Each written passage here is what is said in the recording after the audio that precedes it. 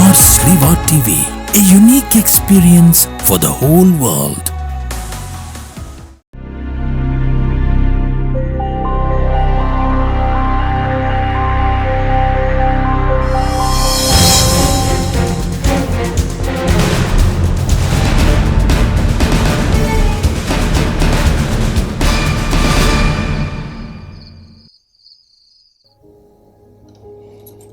ഈശോ മിശിഹായ്ക്ക് സ്തുതിയായിരിക്കട്ടെ.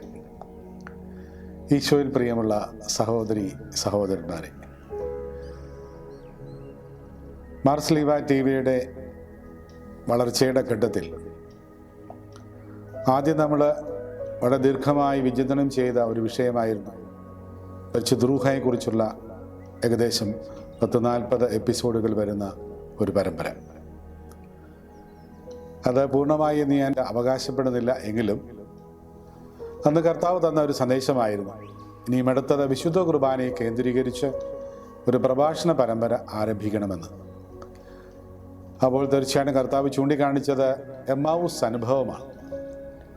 എമ്മാവൂസ് അനുഭവത്തെ ആസ്പദമാക്കി ഏകദേശം 40 ടോക്കുകൾ, ഏകദേശം 2 വർഷം ദീർഘിക്കുന്ന 15 മിനിറ്റ് വെച്ചുള്ള എപ്പിസോഡുകളുടെ ഒരു പരമ്പരയാണ് നമ്മൾ വിഭാവനം ചെയ്യുന്നത്.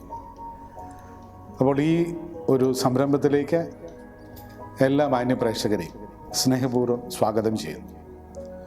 ഒപ്പം വിശുദ്ധ കുർബാനയെക്കുറിച്ച് പഠിക്കുവാനും ആഴത്തിൽ മനസ്സിലാക്കുവാനും സഭയുടെ പ്രബോധനങ്ങളുടെ പശ്ചാത്തലത്തിൽ, സഭയുടെ പാരമ്പര്യത്തിൻ്റെ പശ്ചാത്തലത്തിൽ സഭാപിതാക്കന്മാരെ ബേസ് ചെയ്തുകൊണ്ടുള്ള ഒരു പഠന പരമ്പരയാണ് നമ്മളിവിടെ ആരംഭിക്കുക.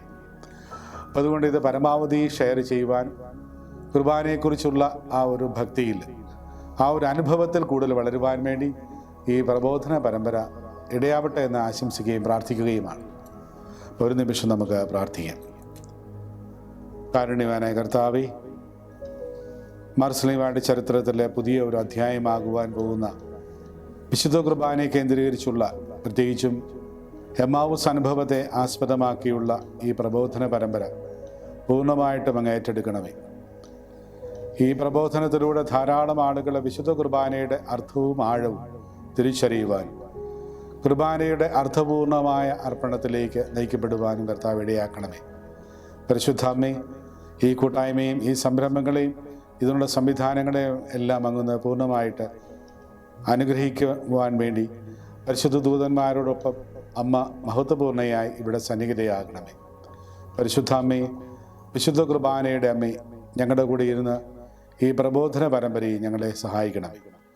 ദൈവകൃപ നിറഞ്ഞ മറിയമേ, സ്വസ്തി, കർത്താവ് അങ്ങയിലൂടെ സ്ത്രീകൾ അങ്ങ് അനുഗ്രഹിക്കപ്പെട്ടതാവുന്നു. അങ്ങയുടെ ഉദരത്തിൻ ഫലമായി ഈശോ അനുഗ്രഹിക്കപ്പെട്ടവനാവുന്നു. പരിശുദ്ധ മറിയമേ, തമ്പുരാൻ്റെ അമ്മേ, പാപികളായ ഞങ്ങൾക്ക് വേണ്ടി ഇപ്പോഴും ഞങ്ങളുടെ മരണസമയത്തും തമ്പുരാനോട് അപേക്ഷിച്ചുകൊള്ളണമേ. ആമേൻ. പരിശുദ്ധ പരമ ദിവ്യകാരുണ്യ ഈശോയ്ക്ക് എന്നേരവും ആരാധനയും സ്തുതിയും പുകഴ്ചയും ഉണ്ടായിരിക്കട്ടെ. ആമേൻ. ഈശോയിൽ പ്രിയമുള്ള സഹോദരീ സഹോദരന്മാരെ, ഈ പ്രബോധന പരമ്പരകളുടെ തുടക്കം അതിരമ്പുഴ പള്ളിയുടെ വെള്ളിയാഴ്ച കൺവെൻഷനോട് ചേർത്ത് നടത്തുവാൻ ദൈവം അനുവദിച്ച ഈ ഒരു അസുലഭ അവസരത്തിന് ഞാൻ ദൈവത്തിന് നന്ദി പറയുകയാണ്. അപ്പോൾ ഈ കൂട്ടായ്മയിൽ വചനം പങ്കുവെച്ചുകൊണ്ട് ഈ എമ്മാവൂസ് തീർത്ഥാടനത്തിൻ്റെ ഏകദേശം 24 ടോക്കുകളെ ആസ്പദമാക്കിയുള്ള പരമ്പരകൾ നമ്മളിവിടെ ആരംഭം കുറിക്കുകയാണ്. അപ്പോൾ എന്നെ കേൾക്കുന്ന മാന്യ പ്രേക്ഷകർ കൂടുതൽ ധ്യാനാത്മകമായിട്ട് ഈ വചനത്തിൻ്റെ ആഴങ്ങളിലേക്ക് നമുക്ക് കടന്നു പോകാം. ഏവരെയും എമ്മാവൂസിലേക്ക് സ്നേഹപൂർവ്വം സ്വാഗതം ചെയ്യുന്നു. ലൂക്കായുടെ സുവിശേഷം 24-ാം അധ്യായം 13 മുതൽ 35 വരെയുള്ള വാക്യങ്ങൾ, ഏകദേശം 23 വാക്യങ്ങളെ ആസ്പദമാക്കിയാണ് നമ്മൾ ഈ പ്രബോധന പരമ്പര ക്രമീകരിച്ചിരിക്കുക.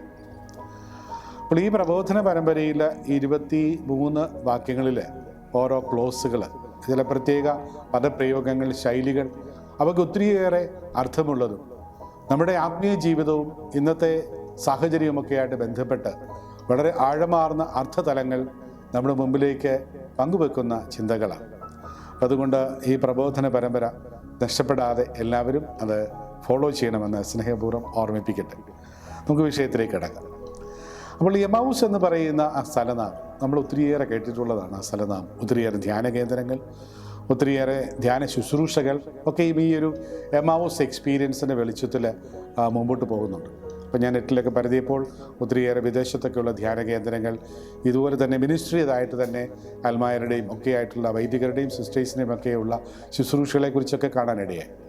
അപ്പോൾ നമുക്ക് വിഷയത്തിലേക്ക് കടന്നു വരുമ്പോൾ ഇവിടെ നമ്മൾ കാണുന്ന എമ്മാവൂസ് എന്ന് പറയുന്ന ആ സ്ഥലനാമവുമായിട്ട് ബന്ധപ്പെട്ടാണ് നമ്മൾ ആദ്യമായിട്ട് ചിന്തിക്കുക.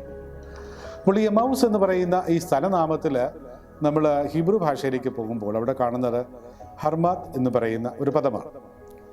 അപ്പോൾ ഈ എമ്മാവൂസ് അല്ലെങ്കിൽ ഈ ഹർമാത്ത് എന്ന് പറയുന്നത് യഥാർത്ഥത്തിൽ അതിൻ്റെ ഒരു കൃത്യമായ അർത്ഥം എന്താണെന്ന് ചോദിച്ചു കഴിഞ്ഞാൽ ഹോട്ട് സ്പ്രിംഗ് അല്ലെങ്കിൽ ചൂട് ജലമൊഴുകുന്ന ഒരു പ്രവാഹം എന്ന് നമുക്കതിനെ വിശേഷിപ്പിക്കാം. എന്നാൽ അത് ആത്യന്തികമായിട്ട് പിന്നീട് നമ്മൾ അതിൻ്റെ വ്യാഖ്യാനങ്ങൾ പഠിക്കുമ്പോൾ ഇതൊരു സ്പ്രിംഗ് ഓഫ് സാൽവേഷൻ, രക്ഷയുടെ ഒരു പ്രവാഹമായിട്ടുകൂടെ എമ്മാവൂസ് മാറുന്നുണ്ട് എന്നുള്ളത് ഹർമാത്ത് എന്ന് പറയുന്ന പദത്തിൻ്റെ ഒരു വിശദീകരണത്തിൽ നമുക്ക് കാണുവാൻ പറ്റും. അപ്പോൾ ഇവിടെ നമുക്ക് ആ വിഷയത്തിലേക്ക് കടന്നു വരുമ്പോൾ എനിക്ക് തോന്നുന്നത് ജോർദാൻ നദി ഇസ്രായേൽ ജനത്തിൻ്റെ ജീവിതത്തിൽ, നമ്മുടെയൊക്കെ വിശ്വാസ ജീവിതത്തിൽ ഏറ്റവും അധികം പ്രാധാന്യം അർഹിക്കുന്ന ഒരു നദി തന്നെയാണ്. ഓരോ മതങ്ങൾക്കും അവരുടേതായിട്ടുള്ള പുണ്യനദികളുണ്ട്. അപ്പോൾ ആ പുണ്യനദികളുമായിട്ട് ബന്ധപ്പെട്ട കുറേയേറെ ഓർമ്മകളും അല്ലെങ്കിൽ ഒത്തിരിയേറെ ആത്മീയ അനുഭവങ്ങളുമൊക്കെ ഓരോ നദികൾക്കും പങ്കുവെക്കുവാനുണ്ട്.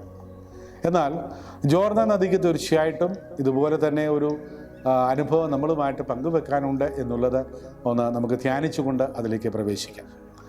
ജോർദാൻ പ്രവാഹം നമുക്കൊക്കെ അറിയാവുന്നതാണ്. ഹെർമോൻ മലകളിൽ നിന്നും ഒഴുകിയിറങ്ങുന്ന ഒരു പ്രവാഹമാണ്. അപ്പോൾ അവിടെ മഞ്ഞുരുകി 3 ചെറിയ അരുവികൾ പോലെ അവിടെ മലമുകളിൽ തന്നെ ഒരു 3 അരുവികളാണ് അവിടെ ചേർന്ന് ഒഴുകി താഴേക്ക് വരുമ്പോഴാണ് അത് പിന്നീട് വലിയൊരു പ്രവാഹമായിട്ട് മാറുക. അപ്പോൾ അവിടെ പോലും നമുക്കൊരു ത്രിത്വാത്മക ഭാവം കാണുവാൻ പറ്റും. അപ്പോൾ ഈ പറഞ്ഞ ജോർദാൻ നദിയുടെ പ്രവാഹം എന്ന് പറയുന്ന ആരംഭത്തിൽ പോലും ഒരു 3 പ്രവാഹങ്ങൾ ചേർന്നാണ് അതൊരു പ്രവാഹമായിട്ട് ഹെർമോൻ മലമുകളിൽ നിന്നും ഒഴുകുക. 133 സങ്കീർത്തനം നമുക്കൊക്കെ സുപരിചിതമാണ്. അപ്പോൾ നമ്മുടെ സഹോദരങ്ങൾ തമ്മിലുള്ള സ്നേഹത്തെക്കുറിച്ച് ഒക്കെ പറയുമ്പോൾ ഹെർമോനിൽ വീഴുന്ന മഞ്ഞു പോലെയാണ്. അത് അഹറോൻ്റെ താടിയിൽ നിന്നും വസ്ത്രത്തിൻ്റെ വിളിമ്പിലേക്ക് ഒഴുകിയിറങ്ങുന്ന തൈലം പോലെയൊക്കെയാണെന്ന് പറയുന്ന ആ ഭാഗം നമുക്കൊക്കെ സുപരിചിതമാണ്. അപ്പോൾ മനുഷ്യ ബന്ധത്തിൻ്റെ, ദൈവമനുഷ്യ ബന്ധത്തിൻ്റെ ആഴങ്ങളിലേക്ക് നമ്മളെ കൂട്ടിക്കൊണ്ടു പോകുന്നതാണ് എമ്മാവൂസ് എക്സ്പീരിയൻസ്, എമ്മാവൂസ് അനുഭവം. അപ്പോൾ ഇതാണ് നമ്മൾ ആമുഖമായിട്ട് ഇതിൽ ചിന്തിക്കേണ്ട കാര്യം. അപ്പോൾ ഇനിയും ആ പ്രവാഹത്തിൻ്റെ താഴോട്ടുള്ള പ്രവാഹം അത് മുമ്പോട്ട് വരുമ്പോൾ പിന്നീട് നമ്മൾ കാണുന്നത് 2 പ്രവാഹങ്ങൾ കൂടെ ഇതിലേക്ക് ചേർന്ന് അതൊരു വലിയ നദിയായിട്ട് രൂപാന്തരപ്പെടുന്നുണ്ട് എന്നുള്ളത് ഒരു ജോഗ്രാഫിക്കൽ റിയാലിറ്റിയാണ്. അപ്പോൾ അതിലേക്ക് നമുക്കൊന്ന് ചിന്തിക്കാം. അപ്പോൾ ഇവിടെ നമ്മൾ കാണുന്നത് ആദ്യമായിട്ട് യർമൂക്ക് എന്ന് പറയുന്ന ഒരു പ്രവാഹമാണ് അതിലേക്ക് ഒഴുകിച്ചേരുക എന്നുള്ളതാണ് നമുക്ക് കാണാൻ പറ്റുക. എന്താണ് ഈ യർമൂക്ക് എന്ന് പറയുന്ന പ്രവാഹത്തിൻ്റെ പ്രത്യേകത എന്ന് നമുക്കൊന്ന് ചിന്തിക്കാം. അപ്പോൾ യർമൂക്ക് എന്ന് പറയുന്ന പ്രവാഹത്തിൻ്റെ പ്രത്യേകത എന്ന് പറയുന്നത് അതൊരു സുഗന്ധവാഹിയായ ജലപ്രവാഹമാണ്. അപ്പോൾ സുഗന്ധവാഹിയായ ഒരു ജലപ്രവാഹം ജോർദാനിലേക്ക് ചേരുമ്പോൾ ജോർദാന് പുതിയൊരു അസ്തിത്വം കൈവരുകയാണ്.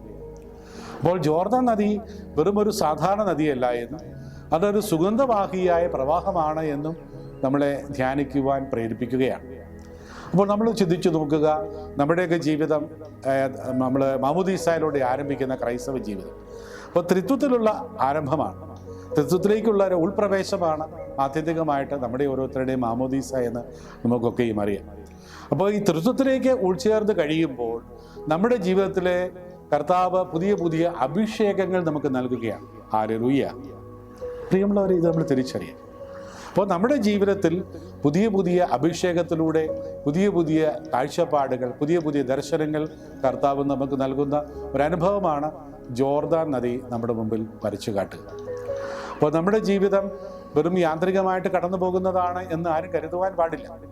കാരണം നമ്മുടെ ജീവിതത്തെക്കുറിച്ച് ദൈവത്തിന് കൃത്യമായൊരു പദ്ധതിയും പ്ലാനുമുണ്ട്. അപ്പോൾ ഈ പദ്ധതിയുടെയും പ്ലാനിൻ്റെയും ഭാഗമായിട്ടാണ് പ്രിയമുള്ള സഹോദരി സഹോദരന്മാരെ നമ്മൾ ഈ ഒരു സുഗന്ധ അഭിഷേകത്തിൻ്റെ, അത് പരിശുദ്ധ അമ്മയുടെ സാന്നിധ്യം കൂടിയാണ്. അപ്പോൾ നമുക്കറിയാം, വിശുദ്ധരായിട്ടുള്ള ആളുകളുടെയൊക്കെ പുണ്യാവശിഷ്ടങ്ങൾ സ്ഥിതി ചെയ്യുന്ന സ്ഥലങ്ങളൊക്കെ സന്ദർശിച്ചിട്ടുള്ള ആളുകൾക്ക് നമുക്കറിയാം, നന്നായിട്ടറിയാം, അവിടേക്ക് ഒരു പ്രത്യേക സുഗന്ധ അഭിഷേകമാണ്. അപ്പോൾ നമ്മൾ ഹോളി സെപ്പുൾക്കർ അല്ലെങ്കിൽ കർത്താവിൻ്റെ കബറിടമുള്ള ദേവാലയത്തൊക്കെ ചെല്ലുമ്പോൾ അവിടെയുള്ള സുഗന്ധം എന്ന് പറയുന്നത് നമ്മുടെ ഒരു സ്വർഗീയ ലഹരിയാണ്. അപ്പോൾ ആനന്ദത്തിലേക്ക് നമ്മളെ തള്ളിവിടുന്ന ഒരു അനുഭവമാണ്. അപ്പോൾ നമ്മൾ വിശുദ്ധ കുർബാനയിൽ പോലും നമ്മുടെ ലഗമാറ സർവാധിപന കർത്താവ് എന്നുള്ള ഗീതസമയത്ത് അപ്പോൾ അവിടെ നമ്മൾ ഈ സുഗന്ധം ധൂപിച്ചുകൊണ്ട് ദേവാലയം മുഴുവൻ സുഗന്ധപൂരിതമാക്കുകയാണ്. അതിനെക്കുറിച്ച് പിന്നീട് നമ്മൾ ചിന്തിക്കുന്നുണ്ട്. അതുകൊണ്ട് ആ ചിന്ത ഞാൻ പെട്ടെന്ന് അങ്ങ് മാറ്റുകയാണ്. അപ്പോൾ ഇവിടെ നമ്മൾ കാണുക, നമ്മുടെ ജീവിതത്തിന് സുഗന്ധം നഷ്ടപ്പെട്ട അവസ്ഥ ക്രൈസ്തവ ജീവിതത്തിൽ ഒരിക്കലും കാമ്യമല്ല. അപ്പോൾ അങ്ങനെ ഒരു അവസ്ഥയിലേക്ക് നമ്മൾ കടന്നു പോയിട്ടുണ്ടെങ്കിൽ പ്രിയമുള്ള സഹോദരീ സഹോദരന്മാരെ, നമ്മുടെ ജീവിതത്തെ കൂടുതൽ സുഗന്ധപൂരിതമാക്കുവാൻ വേണ്ടി കർത്താവ് ആഗ്രഹിക്കുന്നു. അതുകൊണ്ട് പരിശുദ്ധ അമ്മയുടെ സാന്നിധ്യം, വിശുദ്ധരുടെ സാന്നിധ്യം, വിശുദ്ധരുടെ കൂട്ടായ്മ എന്നൊക്കെ നമ്മൾ പറയുമ്പോൾ നമ്മൾ ഈ വിശുദ്ധരുമായിട്ടുള്ള ഐക്യത്തിലേക്ക് കടന്നു വരുന്നതിലൂടെ നമ്മുടെ ജീവിതത്തിലേക്ക് കടന്നു വരുന്ന ഒരു അനുഭവമാണ് ഈ സുഗന്ധ അഭിഷേകം എന്ന് നമ്മൾ തിരിച്ചറിയണം. ഇനിയും അതോട് തന്നെ ചേർന്ന് പോകുന്ന മറ്റൊരു കാര്യമാണ് യാബോക്ക് എന്ന് പറയുന്ന ഒരു പ്രവാഹം കൂടെ ഈ പറഞ്ഞ ജോർദാൻ നദിയിലേക്ക് ചേരുന്നു. അപ്പോൾ ഈ യാബോക്ക് എന്ന് പറയുന്ന പ്രവാഹത്തിന്റെ പ്രത്യേകത എന്ന് പറയുന്നത് അതൊരു ഉഷ്ണജല പ്രവാഹമാണ്. അപ്പോൾ ഈ ഉഷ്ണജല പ്രവാഹം ഈ മഞ്ഞുരുകി വരുന്ന ആ ജലത്തിലേക്ക്, സുഗന്ധവാഹിയായ ആ ജലത്തിലേക്ക് ഈ ഉഷ്ണജല പ്രവാഹം വന്ന് ചേർന്ന് കഴിയുമ്പോൾ അതിന് പുതിയൊരു അസ്തിത്വവും മാനവും കൈവരുകയാണ്. അതുവരെയും ആ ജലത്തിൽ മാത്രം ഒതുങ്ങി നിന്നിരുന്ന സുഗന്ധം ഈ ഉഷ്ണജല പ്രവാഹത്തോടുകൂടി അത് സുഗന്ധം പരത്തുന്ന, ആ പ്രദേശം മുഴുവൻ സുഗന്ധം പരത്തുന്ന ഒരു പുതിയ അനുഭവത്തിലേക്ക് ഈ ജോർദാൻ നദി മാറുകയാണ്. പ്രിയമുള്ള സഹോദരീ സഹോദരന്മാരെ, നമ്മൾ ചിന്തിച്ചു നോക്കുക. അപ്പോൾ ഈ പറഞ്ഞ എമ്മാവൂസ് അനുഭവം അല്ലെങ്കിൽ ഹർമാത്ത് എക്സ്പീരിയൻസ്, അപ്പോൾ നമ്മുടെ ജീവിതത്തിൽ കർത്താവ് നൽകുന്നത് ഇതുപോലെ സുഗന്ധം പ്രസരിപ്പിക്കുവാൻ വേണ്ടിയുള്ള ഒരു പുതിയ അഭിഷേകമാണ്. അപ്പോൾ വിശുദ്ധ കുർബാനയെ സംബന്ധിക്കുന്ന ഏതൊരു വ്യക്തിയുടെയും ജീവിതത്തിൽ തീർച്ചയായിട്ടും ഈ ഒരു സുഗന്ധത്തിൻ്റെ പരിമളത്തിൻ്റെ പരികർമ്മം ചെയ്യുക എന്നുള്ളത് നമ്മുടെ ജീവിതത്തിൻ്റെ ഭാഗമായിട്ട് മാറും. ഒരുപക്ഷെ ഇന്ന് വളരെ സങ്കടകരമായിട്ട് വിശുദ്ധ കുർബാന അവഹേളിക്കുന്ന രീതിയിലുള്ള സംവിധാനങ്ങൾ സീറോ മലബാർ സഭയിലെ, പ്രത്യേകിച്ചും മാർപ്പാപ്പ നിർദ്ദേശിച്ചിട്ട് പോലും അനുസരിക്കാതെ പോകുന്ന ഒരു പറ്റം വൈദികരെ സത്യം പറഞ്ഞാൽ വേദനയോടുകൂടി ഈ നിമിഷം ഞാൻ ഓർക്കുകയാണ്. അപ്പോൾ അവർക്ക് ദൈവം, പരിശുദ്ധാത്മാവ് അവരുടെ ബുദ്ധിയിൽ, ഓർമ്മയിൽ, ഭാവനയിൽ, ചിന്തയിൽ പ്രവർത്തിക്കട്ടെ എന്ന് ഞാൻ പ്രാർത്ഥിക്കുകയാണ്.